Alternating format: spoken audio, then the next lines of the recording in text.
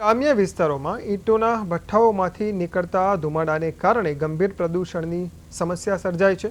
વાલથેરા, કોટ, ગાણોલ અને ઝેકડા સહિતના ગામોમાં દિવસ રાત ધમધમતા ભઠ્ઠાઓની ચીમનીઓમાંથી સતત નીકળતો કાળો ધુમાડો હવામાં પ્રદૂષણનું સ્તર વધારી રહ્યો છે, જેને કારણે સ્થાનિક લોકોમાં શ્વાસ સંબંધિત બીમારીઓ અને આરોગ્ય જોખમ અંગે ચિંતા ફેલાય છે. એક તરફ સરકાર અને તંત્ર દ્વારા પર્યાવરણ સંરક્ષણ માટે વૃક્ષારોપણ અને સ્વચ્છ હવા માટેના અભિયાન હાથ ધરવામાં આવે છે. બીજી તરફ ગ્રામ્ય વિસ્તારોમાં ચાલતા આવા ભઠ્ઠાઓ સામે અસરકારક કાર્યવાહી ન થતી હોવાને કારણે લોકોમાં રોષ જોવા મળી રહ્યો છે.